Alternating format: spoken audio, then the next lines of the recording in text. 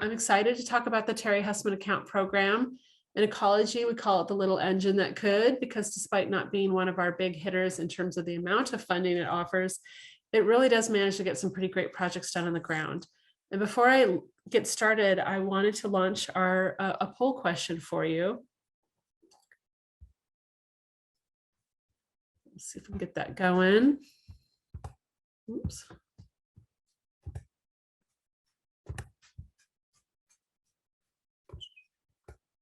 Oh, there it goes. Oh, not that one. Sorry about that.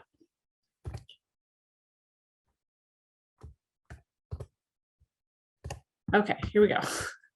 Thanks for your patience. So have you ever heard of the Terry Husseman Account program? For those, especially for those folks here in Washington, curious if you are at all familiar or at least heard of our Terry Husseman Account program.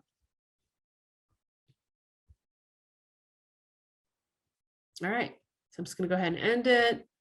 Thank you for participating. And so it looks like about a third or so are familiar with it, a little over a third, and the rest have not heard of it. So that's great. Let's get into it then.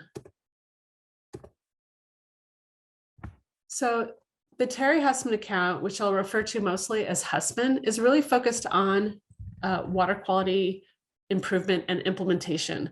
We don't fund extensive planning efforts or longer complex projects. It is an 18-month agreement period focused on water quality improvement. The account was named after Terry Husseman, a past ecology employee, to honor his contributions. Husseman receives its funding from penalties issued by ecology for water quality violations.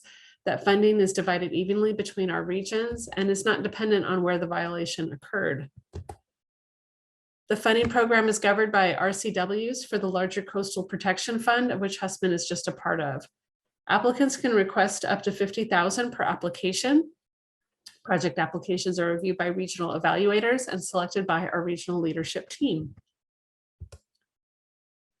Husseman funding is only available for projects that will occur in Washington State.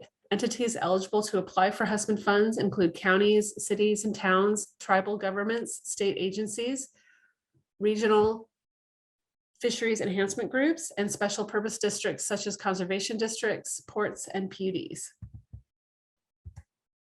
Private individuals and for-profit organizations are not eligible to apply for Husseman, and unfortunately, nonprofits are also not eligible to apply for Husseman, but can partner with an eligible entity such as a conservation district who can apply on their behalf. I won't go into a lot of details of eligibility or the application process, but we do publish funding guidelines each year, and reading through our latest guidelines should answer most of your questions. And you can also reach out to your regional funding coordinator. I'll provide a link to our website and contact info at the end of this presentation. But remember, you can also Google Terry Husseman Account and should be able to quickly find more information that way. So most of the funding is evenly divided between ecology's 4 regions in the state and applied for through a competitive process. Because there's variability in the amount collected from penalties each year, the amount that is available to fund projects can vary greatly. We try to have a competitive round approximately once per year, but this can also vary. Applications must show how their project will restore or enhance the natural environment and must be associated with streams, lakes, wetlands, or the ocean. What is special about our Husseman funding program is that it has the flexibility to fund some of the things that our larger water quality combined funding program cannot, for example, garbage pickup. Along with projects that benefit the environment, applications compete best when they involve significant public engagement and demonstrate benefits to the public. This could be in its location, such as in a publicly accessible area like a park, or in their educational materials that are developed, in volunteer recruitment, involving school kids, or in other ways. A portion of funds that Husseman receives is also held for projects that address either environmental emergencies or have statewide significance. Any eligible entity that has a project meeting those criteria can apply at any time, but should work with their regional coordinator to determine if adequate funds are available. Environmental emergencies refer to projects that address a risk to the natural environment and that have resulted from some kind of natural or human-caused disaster. Projects of statewide significance are those that cover more than one region or have benefits to the entire state. They usually involve an innovative approach or technology. So I'll highlight just a few projects from around the state. These projects demonstrate just a few of the unique ways that Husman funding has been used, but hopefully will give you an idea of what they can do. I want to point out that at least some of these projects, probably most of them, were part of a larger effort or completed with a combination of funding sources and in-kind contributions, of which Husman was just a part of. So starting in Okanogan County, our first project highlight is Homestream Park. Homestream Park was once a horse paddock directly on the Methow River, just south of downtown Winthrop. This photo was taken in 2019 after the land was purchased by a couple who recently moved to the area. They envisioned it as a park space with native plants and artwork.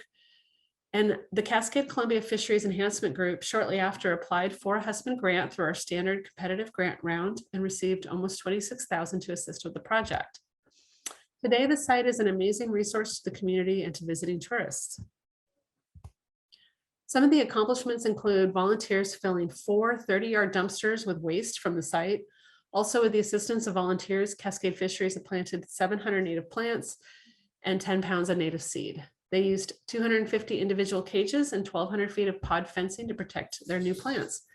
They constructed 2 large covered kiosks that you can see in the back. This provided space for informational signs, and they also had 3 additional signs developed, installed throughout the area, and they focused on salmon recovery, habitat restoration, and riparian restoration. And there was also some funding for large wood placement. They also had contributions of art installations from a local tribal artist throughout the park. After completion, they had a well-attended opening ceremony in 2019 and hope to have another celebration this year.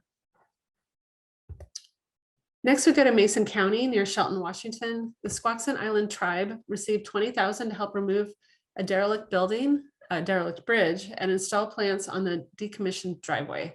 They also received support from NRCS and other partners. The first step was to remove the bridge and riprap, which was used to block the driveway entrance. And I have a great video. There's a great video of kind of a time video showing the bridge removal, and I'll put that into the chat later today if you want to see it. It's pretty interesting. With the help of volunteers, they installed 150 plants on the what is now the inaccessible driveway or decommissioned road. Next, in Ellensburg, Washington, Mid-Columbia Fisheries Enhancement Group, who you'll hear from more later, received a Husman grant for about $32,000 to remove 2 derelict buildings that were within a floodplain and were regularly flooded and also dangerously close to the stream. After the 2 houses were removed and all materials properly disposed of, Mid-Columbia recruited volunteers to install 150 native trees and shrubs and as well as 2,000 pounds of grass seed. They also had to do some bank stabilization and erosion prevention measures. Here's an example of a project that was funded through our environmental emergency funds. The Manning-Rye Bridge was built around 1918 and was one of the last remaining wood-covered bridges in Washington State when it burned down on September 14th, 2020 by local fires.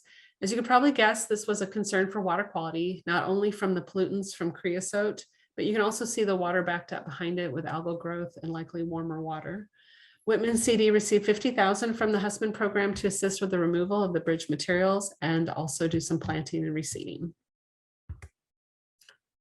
To complete the project, Whitman CD partnered with DNR. A crane was used to remove bridge debris from the Palouse River. Altogether, the project removed 56 tons of burnt treated railroad bridge trestle and metal debris from the river to a staging site. They reseeded 10 acres of burnt riparian area. They planted 570 native trees and shrubs. They installed over 2,000 6-foot-long willow cottonwood whips.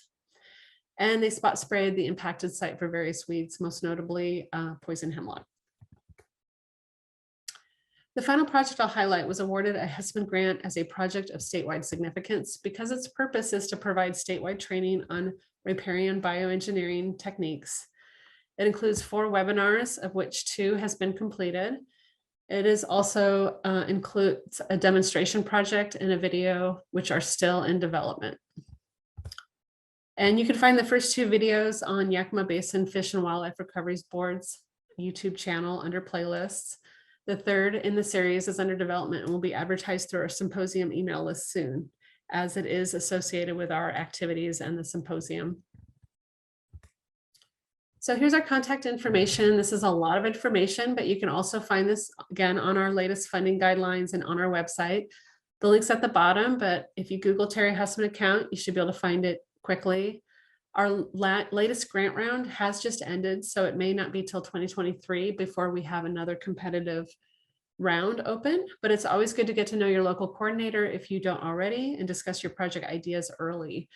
I also suggest getting familiar with our latest funding guidelines, which are on our website.